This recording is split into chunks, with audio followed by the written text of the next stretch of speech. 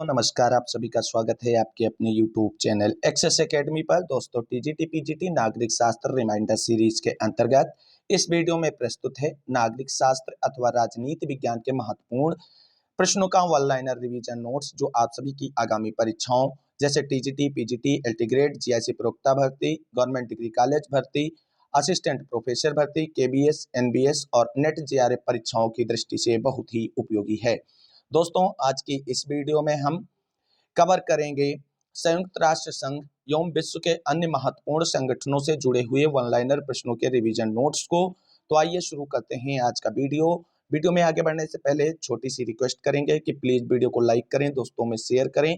अगर आप पहली बार चैनल पर विजिट कर रहे हैं तो प्लीज चैनल को सब्सक्राइब करके बेल आइकन जरूर दबा लें। तो आइए देखते हैं संयुक्त राष्ट्र संघ एवं विश्व के अन्य महत्वपूर्ण संगठनों से जुड़े हुए वन लाइनर प्रश्नों के रिवीजन नोट्स का ये वीडियो। आज के वीडियो का पहला प्रश्न है दोस्तों, कथन और कारण से जुड़ा हुआ। कथन है, भारत संयुक्त राष्ट्र संघ की सुरक्षा परिषद का स्थायी सदस्य बनना चाहता है और इसके लिए तर्क है कि भारत एक परमाणु शक्ति संपन्न राष्ट्र है। तो उत्तर होगा ए और आर दोनों सही हैं, लेकिन आर ए की सही व्याख्या और स्पष्टीकरण नहीं करता है। अर्थात भारत संयुक्त राष्ट्र संघ में सुरक्षा परिषद का स्थायी सदस्य बनना चाहता है, ये कथन सही है। और भारत एक परमाणु शक्ति संपन्न राष्ट्र है, ये कथन भी सही है। लेकिन संयुक्त राष्ट्र संघ की सुरक्षा परिषद में स्थायी सदस्य बनने के लिए परमाणु शक्ति संपन्न राष्ट्र होना कोई आवश्यक योग्यता नहीं है। तो ऐसे में ए और आर दोनों सही तो हैं, परंतु आर के द्वारा ए की सही व्याख्या नहीं प्रस्तुत की गई है। अगला प्रश्न है, बुतरस घाली के शांति के एजेंडे में क्या सम्मिलित था। तो बुतरस घाली जो संयुक्त राष्ट्र संघ के महासचिव भी रह चुके हैं, इनके शांति के एजेंडे में पीस कीपिंग, पीस बिल्डिंग और पीस मेकिंग जो है वो शामिल थे। अगला प्रश्न है, लाओस, कंबोडिया, वियतनाम एवं उत्तर कोरिया में से आसियान का सदस्य नहीं है। तो उत्तर कोरिया आसियान का सदस्य नहीं है। अगला प्रश्न है, मूलतः संयुक्त राष्ट्र संघ की सुरक्षा परिषद की कुल सदस्य संख्या थी। तो जो मूलतः पूछा गया है, तो संयुक्त राष्ट्र संघ सुरक्षा परिषद की कुल सदस्य संख्या 11 थी। वर्तमान में कुल सदस्य संख्या जो है वो 15 है। अगला प्रश्न है, संयुक्त राष्ट्र चार्टर मुख्यतः किसके लिए है। तो संयुक्त राष्ट्र चार्टर मुख्यतः शांति, न्याय, स्वतंत्रता और आर्थिक तथा सामाजिक अधिकारों जैसे व्यापक विषयों के लिए है। अगला प्रश्न है, मोर्टन कापलान के अनुसार अंतरराष्ट्रीय राजनीतिक व्यवस्था के कितने प्रतिमान होते हैं। तो मोर्टन कापलान के अनुसार अंतरराष्ट्रीय राजनीतिक व्यवस्था के 6 प्रतिमान होते हैं। अगला प्रश्न है, मोर्टन कापलान ने अंतरराष्ट्रीय व्यवस्था सिद्धांत को निम्न 6 प्रतिमानों में विभाजित किया है। पहला है शक्ति संतुलन निकाय, दूसरा है शिथिल द्विध्रुवीय निकाय, तीसरा है दृढ़ द्विध्रुवीय निकाय, चौथा है सार्वत्रिक कार्यकर्ता निकाय, पांचवा है सोपानी अंतरराष्ट्रीय निकाय तथा छठा है इकाई वीटो निकाय। अगला प्रश्न है साथियों, संयुक्त राष्ट्र के घोषणा पत्र पर कितने राष्ट्रों ने 26 जून 1945 को हस्ताक्षर किए थे। तो संयुक्त राष्ट्र के घोषणा पत्र पर 50 राष्ट्रों ने 26 जून 1945 को हस्ताक्षर किए थे। इसका व्याख्या है कि सरकार के गठन के पश्चात पोलैंड ने 15 अक्टूबर 1945 को चार्टर पर हस्ताक्षर किए। इस प्रकार संयुक्त राष्ट्र के आरंभिक यानी प्रारंभिक संस्थापक सदस्यों की संख्या 51 थी। अगला प्रश्न है, संयुक्त राष्ट्र संघ की स्थापना के समय इसके प्रारंभिक सदस्य राष्ट्रों की संख्या कितनी थी। तो वो 51 थी। अगला प्रश्न है, संयुक्त राष्ट्र आम सभा द्वारा प्रथम निःशस्त्रीकरण दशक किसे घोषित किया गया था। तो 1970-80 को प्रथम निःशस्त्रीकरण दशक घोषित किया गया था। अगला प्रश्न है, एशिया का कौन सा भाग दुनिया की छत के नाम से जाना जाता है। तो मध्य एशिया के भाग को दुनिया की छत के नाम से जाना जाता है। अगला प्रश्न है, किसने कहा, जब तक मार्गेंथाउ के सिद्धांत का प्रभाव बना रहेगा तब तक अंतरराष्ट्रीय राजनीति के वैज्ञानिक अध्ययन में कोई प्रगति संभव नहीं है। तो ये कथन है बेनो वाशरमैन का। अगला प्रश्न है, किसने कहा है, शक्ति का प्रयोग करने वाले तथा जिसके विरुद्ध शक्ति प्रयुक्त होती है, इन दो तरह के राष्ट्रों के बीच का मनोवैज्ञानिक संबंध ही राजनीतिक शक्ति है। तो ये कथन मार्गेंथाउ महोदय का है। अगला प्रश्न है, संयुक्त राष्ट्र ने किस दशक को महिलाओं के दशक के रूप में घोषित किया था। तो संयुक्त राष्ट्र ने महिलाओं के दशक के रूप में 1976 से 1985 के वर्षों को घोषित किया था। अगला प्रश्न है, देतांत शब्द किस भाषा से लिया गया है। तो देतांत शब्द फ्रेंच भाषा से लिया गया है। अगला प्रश्न है, एकमात्र देश जिसने संयुक्त राष्ट्र संघ की सदस्यता का प्रत्याहरण किया है वो है इंडोनेशिया। अगला प्रश्न देखते हैं। अगला प्रश्न है साथियों, संयुक्त राष्ट्र सुरक्षा परिषद में रूस को स्थायी सदस्यता उसकी किस योग्यता के आधार पर दी गई थी? तो पूर्व सोवियत संघ का उत्तराधिकारी राज्य होने के नाते रूस को सुरक्षा परिषद में स्थायी सदस्यता दी गई थी। अगला प्रश्न है सोवियत संघ के विघटन के लिए कौन सा नेता प्रमुखता उत्तरदायी है? तो सोवियत संघ के विघटन के लिए उत्तरदायी नेता गोर्बाचेव हैं। अगला प्रश्न है भारत सोवियत संघ शांति मैत्री व सहयोग संधि पर किस वर्ष हस्ताक्षर किए गए थे? तो वर्ष 1971 में भारत सोवियत संघ शांति मैत्री एवं सहयोग संधि पर हस्ताक्षर किए गए थे। अगला प्रश्न है हित समूह पाए जाते हैं? तो हित समूह प्राय सभी देशों में पाए जाते हैं। लोकतांत्रिक, पूंजीवादी तथा सर्वाधिकारवादी सभी व्यवस्थाओं में हित समूह पाए जाते हैं। अगला प्रश्न है मार्गेंथाउ के अनुसार राष्ट्रीय हित की अभिवृद्धि का सबसे महत्वपूर्ण साधन है वो है राजनय। अगला प्रश्न है परमाणु अप्रसार संधि से अलग होने वाला प्रथम देश कौन सा है? तो परमाणु अप्रसार संधि से अलग होने वाला पहला देश उत्तरी कोरिया है। अगला प्रश्न है स्टीवन रोजन और वाल्टर जोन्स के अनुसार राष्ट्रीय शक्ति का सबसे महत्वपूर्ण तत्व है? तो राष्ट्रीय शक्ति का सबसे महत्वपूर्ण तत्व नेतृत्व है, स्टीवन रोजन और वाल्टर जोन्स के अनुसार। अगला प्रश्न है यूरोपियन एकता आंदोलन का जनक है? तो यूरोपियन एकता आंदोलन का जनक रॉबर्ट शुमैन है। अगला प्रश्न है नाटो व वार्सा के मध्य निशस्त्रीकरण संधि कब की गई थी? तो वर्ष 1990 में निशस्त्रीकरण की संधि नाटो व वार्सा के मध्य की गई थी। अगला प्रश्न कथन और कारण से संबंधित है और इस टाइप के प्रश्न काफी इंपॉर्टेंट हो जाते हैं, प्रत्येक बार टीजीटी पीजीटी एलटीगेट परीक्षाओं में पूछे जाते हैं। कथन है विदेश नीति में अधिकतम राष्ट्रीय स्वायत्तता के सिद्धांत की पुष्टि गुटनिरपेक्ष आंदोलन है, जिसका कारण दिया गया है बगैर अपनी पहचान को खोए विश्व के विभिन्न देशों के साथ या मध्य अंतरक्रिया गुटनिरपेक्षता की भावना ने की थी। तो उत्तर होगा ए और आर दोनों सही तथा आर ए की सही व्याख्या भी प्रस्तुत करता है। अगला प्रश्न है अंतरराष्ट्रीय संबंध को क्या कहा जाता है? तो अंतरराष्ट्रीय संबंध को विदेश नीति कहा जाता है। अगला प्रश्न है राष्ट्रीय मानव अधिकार आयोग की स्थापना कब हुई थी? तो भारत में राष्ट्रीय मानव अधिकार आयोग की स्थापना वर्ष 1993 ईस्वी में हुई थी। मैग्ना कार्टा किस वर्ष पारित किया गया था? मैग्ना कार्टा 1215 ईस्वी में पारित किया गया था। अगला प्रश्न है कौन सा विचारक अंतरराष्ट्रीय राजनीति में नौ यथार्थवाद से संबंधित है? तो कैनेथ वाल्टेज जो है अंतरराष्ट्रीय राजनीति में नौ यथार्थवाद से संबंधित हैं। अगला प्रश्न है किसने कहा है कि शक्ति के रूप में परिभाषित राष्ट्रीय हित अंतरराष्ट्रीय राजनीति का मुख्य तत्व है? तो ये कथन मार्गेंथाउ महोदय का है। अगला प्रश्न है राज्यवाद, सामूहिक हित, सुरक्षा तथा अस्तित्व में से कौन सा अंतरराष्ट्रीय राजनीति के अध्ययन के यथार्थवादी सिद्धांत का अंग नहीं है? तो यथार्थवादी सिद्धांत का अंग सामूहिक हित नहीं है। अगला प्रश्न है सौदेबाजी सिद्धांत का आधार क्या होता है? सौदेबाजी संधि के जो सिद्धांत है उसका आधार होता है संधि और वार्ता। अंतरराष्ट्रीय राजनीति का अध्ययन मुख्यतः आधारित होता है, तो अंतरराष्ट्रीय राजनीति का अध्ययन मुख्यतः सत्ता की राजनीति पर आधारित होता है। अगला प्रश्न है निम्न वैश्वीकरण को क्या दर्शाता है? तो निम्न वैश्वीकरण को राज्यों की अर्थव्यवस्थाओं का बढ़ता विलय, सूचना का बढ़ता हुआ प्रवाह तथा बढ़ती हुई भौगोलिक अंतर निर्भरता प्रदर्शित करती है। मानव अधिकारों की अवधारणा विशेष रूप से संबंधित है, तो मानव अधिकारों की अवधारणा विशेष रूप से मानव होने के नाते मानव की गरिमा से संबंधित है। अगला प्रश्न है वर्तमान विश्व परिदृश्य में एक नए परिवर्तन का उदय हुआ है, वह है तीसरी दुनिया के देशों की भूमिका। अगला प्रश्न है शीत युद्ध की समाप्ति का प्रमुख कारण क्या था? तो शीत युद्ध की समाप्ति का प्रमुख कारण था सोवियत संघ का विघटन। अगला प्रश्न देखते हैं साथियों। अगला प्रश्न है साथियों निम्नलिखित निर्णयों में संयुक्त राष्ट्र की सामान्य सभा में 2/3 बहुमत की आवश्यकता होती है। तो संयुक्त राष्ट्र की सामान्य सभा में जिन निर्णयों में 2/3 बहुमत की आवश्यकता होती है वे हैं शांति और सुरक्षा, नए सदस्य राज्यों का प्रवेश तथा बजट संबंधी मामले। अगला प्रश्न है ILO, यूनेस्को, यूनिसेफ तथा UNDP संगठनों में से कौन सा शांति की संस्कृति को प्रोत्साहित करता है? तो शांति की संस्कृति को प्रोत्साहित करने वाला संगठन यूनेस्को है।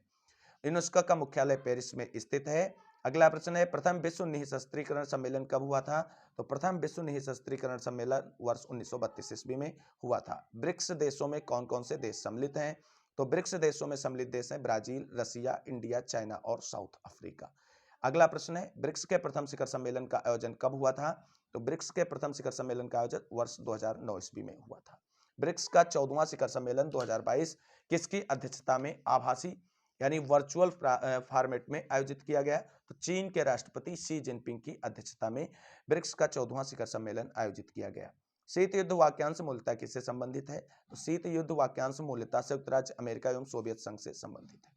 अगला प्रश्न है एक सभी के लिए तथा सभी के लिए एक सामूहिक सुरक्षा का रक्षक है, यह कथन किसका है? यह कथन मार्गेंथाउ का है। अगला प्रश्न है एमनेस्टी इंटरनेशनल एक विश्वव्यापी संगठन है जिसका कार्यक्षेत्र है मानव अधिकारों का आरक्षण। अगला प्रश्न है अंतर्राष्ट्रीय श्रम संगठन की स्थापना कब हुई? तो अंतर्राष्ट्रीय श्रम संगठन की स्थापना वर्ष 1919 ईस्वी में हुई थी। संयुक्त राष्ट्र संघ की सुरक्षा परिषद में कितने सदस्य अस्थायी हैं? तो अस्थायी सदस्य 10 हैं और स्थायी सदस्यों की संख्या 5 है। अगला प्रश्न है कापलान के अनुसार शक्ति संतुलन व्यवस्था की सर्वाधिक संभावित परिणत होगी, वो होती है द्विध्रुवीय व्यवस्था। सुरक्षा परिषद के स्थायी सदस्यों की संख्या 5 है। और अगला प्रश्न देखते हैं संयुक्त राष्ट्र संघ की सुरक्षा परिषद में स्थायी सदस्यों की कुल संख्या, तो ये 5 है। वही प्रश्न है जो बार बार रिपीट हुए हैं। अगला प्रश्न है सुरक्षा परिषद के अस्थायी सदस्य चुने जाते हैं कितनी अवधि के लिए? तो सुरक्षा परिषद 10 अस्थायी सदस्यों को चुनता है जिनका कार्यकाल 2 वर्ष होता है। सुरक्षा परिषद की कुल सदस्य संख्या कितनी है? तो वर्तमान में सुरक्षा परिषद में कुल सदस्य संख्या 15 है। भारत, अमेरिका, सोवियत संघ, ब्रिटेन में से कौन सा देश संयुक्त राष्ट्र की सुरक्षा परिषद का स्थायी सदस्य नहीं है? तो भारत संयुक्त राष्ट्र संघ की सुरक्षा परिषद का स्थायी सदस्य नहीं है। अगला प्रश्न है संयुक्त राष्ट्र का कौन सा अंग अंतर्राष्ट्रीय शांति एवं सुरक्षा के लिए जिम्मेदार है? तो वो है सुरक्षा परिषद। संयुक्त राष्ट्र संघ की महासभा की बैठकें होती हैं, तो संयुक्त राष्ट्र संघ की महासभा की बैठकें 1 वर्ष में 1 बार होती है।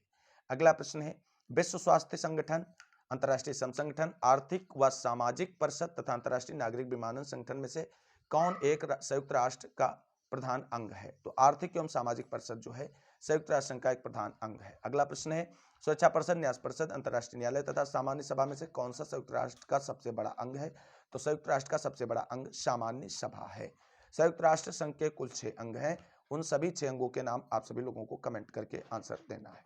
अगला प्रश्न है वह संगठन संयुक्त राष्ट्र का जो अंग नहीं है, तो विश्व स्वास्थ्य संगठन जो है वो संयुक्त राष्ट्र संघ का अंग नहीं है। अगला प्रश्न देखते हैं।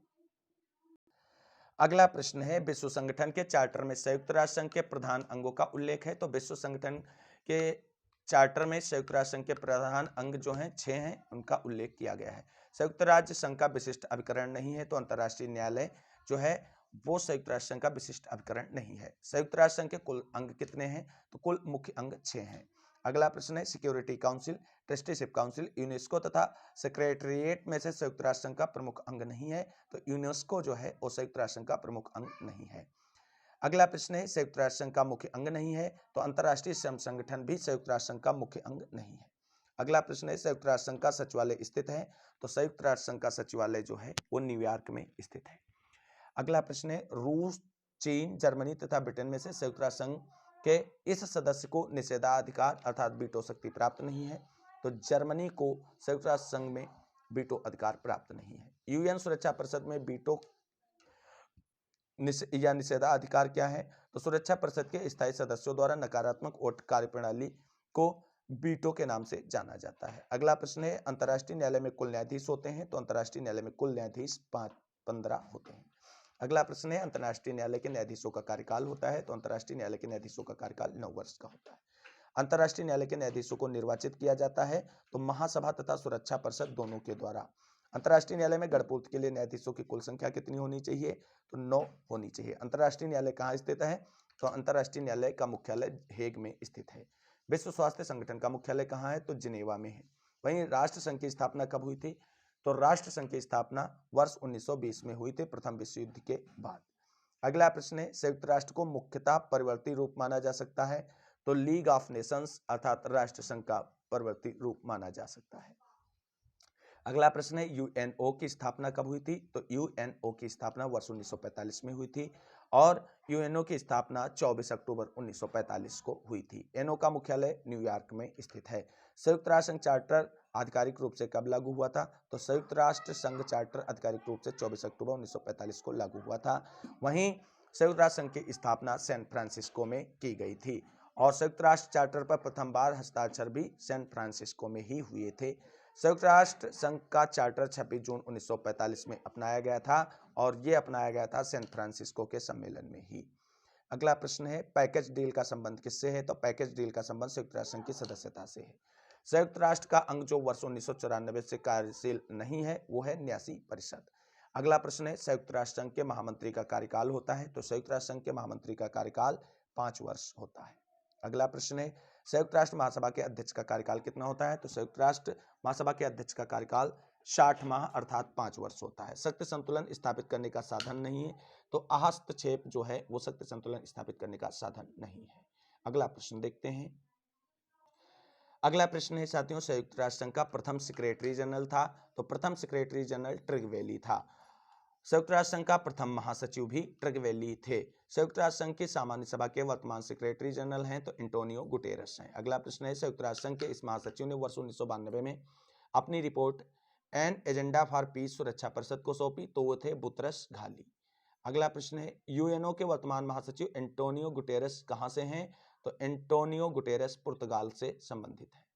अगला प्रश्न है, संयुक्त राष्ट्र संघ के वर्तमान महासचिव तो एंटोनियो गुटेरेस हैं। संयुक्त राष्ट्र महासभा द्वारा पारित सामूहिक सुरक्षा से संबंधित एक महत्वपूर्ण प्रस्ताव किस प्रतिवेदन पर आधारित था, तो वो एचिसन प्रस्ताव 1950 पर आधारित था। अगला प्रश्न है, ब्रेटन वुड्स समझौते द्वारा निम्नलिखित में से किस एजेंसी की स्थापना हुई थी, तो ब्रेटन वुड्स समझौते के द्वारा अंतर्राष्ट्रीय मुद्रा कोष की स्थापना हुई थी। अगला प्रश्न है, नेहरू, दगाल, यासिर अराफात तथा टीटो में से कौन गुटनिरपेक्ष आंदोलन से नहीं जुड़ा है, तो दगाल जो है गुटनिरपेक्ष आंदोलन से नहीं जुड़े हैं। अगला प्रश्न है, निम्नलिखित नेताओं का समूह गुटनिरपेक्ष आंदोलन के लिए जिम्मेदार है, तो नेहरू, नासिर और टीटो जो हैं ये गुटनिरपेक्ष आंदोलन के लिए जिम्मेदार हैं। अगला प्रश्न है, गुटनिरपेक्ष आंदोलन का संस्थापक सदस्य नहीं था, तो फिदेल कास्ट्रो जो हैं ये गुटनिरपेक्ष आंदोलन के संस्थापक सदस्य नहीं थे। अगला प्रश्न है, Jawaharlal Nehru, colonel Nasser, marshal Tito तथा कर्नल गद्दाफी में निर्गुट आंदोलन का संस्थापक नहीं था, तो गुटनिरपेक्ष आंदोलन को निर्गुट आंदोलन के नाम से भी जाना जाता है और इसके संस्थापकों में जवाहरलाल नेहरू, कर्नल नासिर और मार्शल टीटो सम्मिलित थे, जबकि कर्नल गद्दाफी जो हैं इससे जुड़े हुए नहीं हैं। गुटनिरपेक्ष वैदेशिक नीति का प्रतिपादन किसने किया था, तो गुटनिरपेक्ष वैदेशिक नीति का प्रतिपादन पंडित जवाहरलाल नेहरू ने किया था। वहीं गुटनिरपेक्षता की नीति का प्रतिपादन भी पंडित जवाहरलाल नेहरू के द्वारा किया गया था। प्रथम गुटनिरपेक्ष आंदोलन सम्मेलन आयोजित हुआ था, तो प्रथम गुटनिरपेक्ष आंदोलन बेलग्रेड यूगोस्लाविया में आयोजित हुआ था।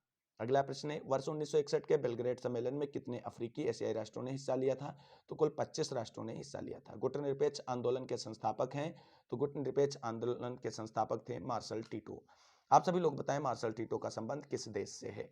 भारत में गुटनिरपेक्ष शिखर सम्मेलन प्रथम बार कब आयोजित किया गया था, तो भारत में प्रथम बार गुटनिरपेक्ष आंदोलन वर्ष 1983 में आयोजित किया गया था।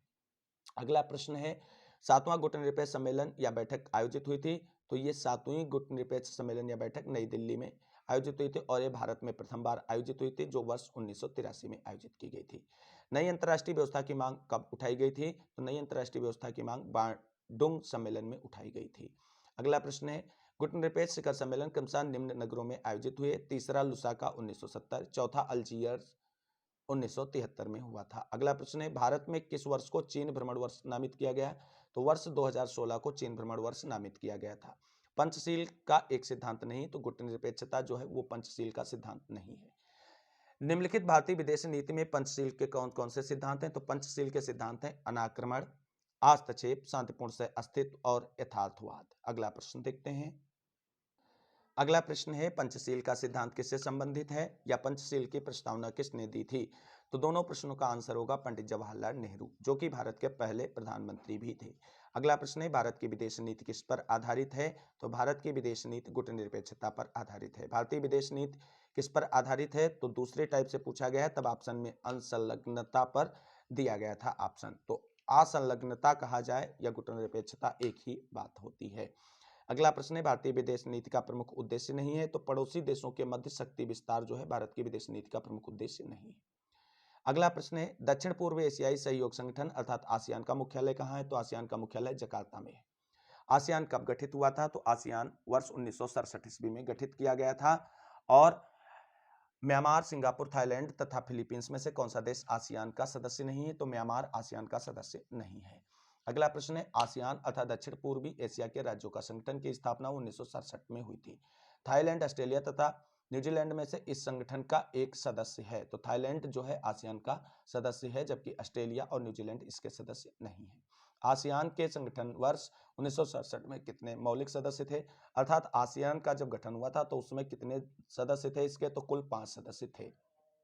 अगला प्रश्न है, वर्ष 1967 में जब आसियान संगठन बना तब उसका उद्देश्य क्या था, तो आसियान संगठन का उद्देश्य था सदस्य राष्ट्रों के मध्य परस्पर आर्थिक सहयोग।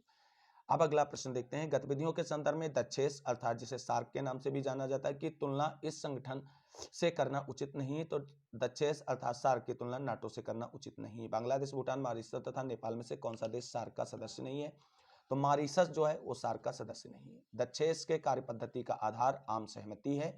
वहीं उत्तर दक्षिणी संवाद का तात्पर्य क्या है? तो उत्तर दक्षिणी संवाद का तात्पर्य है नई अंतर्राष्ट्रीय अर्थव्यवस्था की स्थापना का सपना देखना तथा अमीर और गरीब देशों के बीच संवाद स्थापित करने का प्रयास करना। अगला प्रश्न है, उत्तर दक्षिण संवाद का तात्पर्य नहीं है तो विश्व व्यापार संगठन की स्थापना करना उत्तर दक्षिण संवाद का तात्पर्य नहीं है। अगला प्रश्न है, गैट के स्थान पर वर्ष 1995 में किस नए संगठन की स्थापना हुई? तो गैट के स्थान पर 1995 में विश्व व्यापार संगठन अर्थात WTO की स्थापना हुई थी। अगला प्रश्न है, वार्ताओं के उरुग्वे चक्र से किसकी स्थापना हुई? तो उरुग्वे चक्र से WTO अर्थात विश्व व्यापार संगठन की स्थापना हुई थी। अगला प्रश्न है, सामूहिक सुरक्षा के संबंध में निम्नलिखित में से कौन सा कथन गलत है? तो किसी एक राज्य पर किया गया आक्रमण सभी राज्यों पर आक्रमण नहीं माना जाएगा। सामूहिक सुरक्षा के संबंध में यह कथन पूरी तरीके से गलत है। और सामूहिक सुरक्षा की दृष्टि से जो सत्य कथन है वो है, सभी राष्ट्र आक्रमणकारी को पहचानते हैं तथा एक सबके लिए और सब एक के लिए हैं। अगला प्रश्न है, सामूहिक सुरक्षा की वर्तमान व्यवस्था के संदर्भ में सबसे अत्यधिक महत्व क्या है? तो सैन फ्रांसिस्को सम्मेलन 1945 का अत्यधिक महत्व है। आपको सही सुमेलित तथ्यों को देख लेते हैं। तो पहला है FMCT अर्थात व्यापक विनाश के हथियारों का अप्रसार से जुड़ा हुआ है। मॉन्ट्रियल प्रोटोकॉल जलवायु परिवर्तन से संबंधित है। ट्रिप्स विश्व व्यापार से संबंधित है और WSF जो है वैश्विक सामाजिक आंदोलनों से संबंधित है। अगला प्रश्न देखते हैं। अगला प्रश्न है साथियों, यूरोपियन यूनियन के वर्तमान में सदस्य देश हैं? तो वर्तमान में 28 देश इसके सदस्य हैं। किस वर्ष को सार्क में गरीबी उन्मूलन वर्ष के रूप में प्रारूपित किया गया था? तो वर्ष 1995 को सार्क में गरीबी उन्मूलन के वर्ष के रूप में नामित किया गया था। सार्क देशों की सदस्य संख्या कितनी है? तो सार्क देशों की सदस्य संख्या 8 है। वर्ष 1985 में भारतीय प्रधानमंत्री ने एशिया में क्षेत्रीय सहयोग के लिए किस संगठन की स्थापना में महत्वपूर्ण भूमिका का निर्वहन किया था? वो है दक्षिण एशियाई क्षेत्रीय सहयोग संगठन, जिसका मुख्यालय काठमांडू में है। दक्षेस अर्थात सार्क औपचारिक तौर पर स्थापित किया गया था तो दिसंबर 1985 ईस्वी में। चीन, पाकिस्तान, बांग्लादेश तथा श्रीलंका में से कौन सा देश सार्क का सदस्य नहीं है? तो चीन सार्क का सदस्य नहीं है। सार्क का मुख्यालय नेपाल की राजधानी काठमांडू में स्थित है और सार्क दिवस प्रत्येक वर्ष 8 दिसंबर को मनाया जाता है। भूटान, मालदीव, अफगानिस्तान तथा पाकिस्तान में से कौन सा देश सार्क का संस्थापक सदस्य नहीं है? तो अफगानिस्तान सार्क का संस्थापक सदस्य नहीं है और ये सबसे नवीनतम सदस्य जो है सार्क का है। दक्षिण एशियाई क्षेत्रीय सहयोग संगठन दक्षेस में कितने देश सम्मिलित हैं? तो कुल 8 देश सम्मिलित हैं। सार्क के सदस्य और प्रेक्षक देश हैं तो 8 सदस्य देश हैं तथा 9 इसके प्रेक्षक देश हैं। सार्क समूह के 8वें सदस्य के रूप में अफगानिस्तान को कब शामिल किया गया था? तो सार्क के 14वें शिखर सम्मेलन 2007 नई दिल्ली में सम्मिलित किया गया था। अगला प्रश्न कुछ नोट पॉइंट सार्क से जुड़ा हुआ है। तो सार्क के निम्न सदस्य देश हैं भारत, पाकिस्तान, बांग्लादेश, नेपाल, श्रीलंका, भूटान, मालदीव तथा अफगानिस्तान। अगला प्रश्न है, जिन देशों को दक्षेस द्वारा ऑब्जर्वर का दर्जा दिया गया है उनमें शामिल हैं चीन और ऑस्ट्रेलिया। सार्क के प्रेक्षक देश सदस्य देश कौन कौन से हैं? तो सार्क के कुल 9 प्रेक्षक देश हैं जो इस प्रकार हैं: ऑस्ट्रेलिया, चीन, European union, Iran, Japan, Korea, Myanmar, USA तथा मॉरिशस। अगला प्रश्न है, सामाजिक न्याय, सैन्य शक्ति, औद्योगिक क्षमता तथा नेतृत्व में से क्या विदेश नीति का एक निर्धारक तत्व नहीं है? तो सामाजिक न्याय विदेश नीति का एक निर्धारक तत्व नहीं है। निम्नलिखित सही युग्मों पर डिस्कस करते हैं। तो आंशिक परीक्षण प्रतिबंध संधि 1963, परमाणु अप्रसार संधि 1968, व्यापक परीक्षण प्रतिबंध संधि 1996 तथा भारत का पोखरण परमाणु परीक्षण 1998 में हुआ था। अगला प्रश्न है, USA, UK, तुर्की तथा पाकिस्तान में से कौन सा देश सेंटो का सदस्य नहीं था? तो USA जो है सेंटो का सदस्य नहीं था। निम्नलिखित विदेश नीति के निर्धारक तत्व हैं। तो विदेश नीति के निर्धारक तत्व होते हैं राष्ट्रीय शक्ति, राष्ट्रीय हित तथा राष्ट्रीय सुरक्षा। बिम्स्टेक का दूसरा शिखर सम्मेलन नवंबर 2008 में कहाँ आयोजित हुआ था? तो नई दिल्ली में आयोजित किया गया था। बिम्स्टेक के सदस्य देश कौन कौन से हैं? तो बिम्स्टेक में सदस्य देश हैं बांग्लादेश, भारत, म्यांमार, श्रीलंका, थाईलैंड, भूटान तथा नेपाल। अगला प्रश्न देखते हैं। अगला प्रश्न है साथियों कि बिम्स्टेक का सदस्य नहीं तो स्पेन बिम्स्टेक का सदस्य नहीं है। मानव अधिकारों की सार्वदेशिक घोषणा कब की गई? तो दिसंबर 1948 में की गई थी। 10 दिसंबर 1948 को मानव अधिकारों की विश्वव्यापी घोषणा को अंगीकृत किया गया था तो महासभा के द्वारा अंगीकृत किया गया था। 10 दिसंबर 1948 को मानव अधिकारों की विश्वव्यापी घोषणा में कितने अनुच्छेद थे? तो कुल 30 अनुच्छेद थे। अगला प्रश्न है, अंतर्राष्ट्रीय मानव दिवस 10 दिसंबर को मनाया जाता है। मानव अधिकार पर पहला विश्व सम्मेलन वियना में आयोजित किया गया था। अगला प्रश्न है, अंतर्राष्ट्रीय पर्यावरण के मुद्दे पर प्रथम संयुक्त राष्ट्र सम्मेलन कहाँ आयोजित हुआ था? तो स्टॉकहोम में आयोजित हुआ था। बार्डुंग सम्मेलन कहाँ हुआ था, कब हुआ था? तो बार्डुंग सम्मेलन वर्ष 1955 ईस्वी में आयोजित हुआ था। शक्ति संतुलन अब आतंक के संतुलन में बदल गया है, क्योंकि शक्ति संतुलन के लिए युद्ध का प्रयोग अत्यधिक हानिकारक होगा। अगला प्रश्न है, शांति के लिए एकता प्रस्ताव संयुक्त राष्ट्र संघ की महासभा में पारित हुआ था 3 नवंबर 1950 ईस्वी को। अगला प्रश्न है, किस देश के विरुद्ध सैनिक कार्रवाई करने की शक्ति संयुक्त राष्ट्र संघ के चार्टर में दी गई है? तो 7वें भाग में दी गई है। वह संधि जिसे यूरोपियन यूनियन के सदस्य देशों ने एक समान मुद्रा पर सहमति दी है, वह है maastricht संधि। अगला प्रश्न है, शांति के लिए एकता प्रस्ताव से संयुक्त राष्ट्र संघ के किस अभिकरण की शक्ति में वृद्धि हुई है? तो महासभा में वृद्धि हुई है। अगला प्रश्न है, भारत ने निम्नांकित संधि पर हस्ताक्षर नहीं किया है? तो भारत ने CTBT, NPT तथा ICCPR पर हस्ताक्षर नहीं किए हैं। अगला प्रश्न है, भारत और पाकिस्तान संघाई सहयोग संगठन के पूर्ण सदस्य कब बने? तो वर्ष 2017 में। अगला प्रश्न है, भारत की विदेश नीति की प्रमुख विशेषता क्या है? तो भारत की विदेश नीति की प्रमुख विशेषताएं हैं शांति की नीति, शांति प्रिय साधनों की नीति तथा पंचशील। राष्ट्रीय हित विदेश नीति का एक महत्वपूर्ण और निर्धारक तत्व है। अगला प्रश्न है, भारत की विदेश नीति का गुजराल सिद्धांत अस्तित्व में कब आया? तो भारत की विदेश नीति का गुजराल सिद्धांत जो है वर्ष 1996 में अस्तित्व में आया था। अगला प्रश्न है, NPT और CTBT पर भारत की स्थिति क्या है? तो भारत ने किसी पर भी हस्ताक्षर नहीं किए हैं। फाली, साटलाफ और हैंस इस्लामिक स्टेट के आतंकियों द्वारा सितंबर 2014 में मारे गए व्यक्ति हैं। अगला प्रश्न है, पसमरगा और नुसरा फ्रंट क्या है?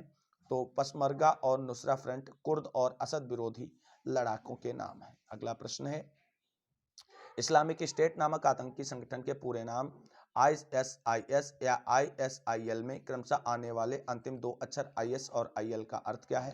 तो IS का अर्थ है इराक एंड सीरिया और IL का अर्थ है इराक तथा लीवांट।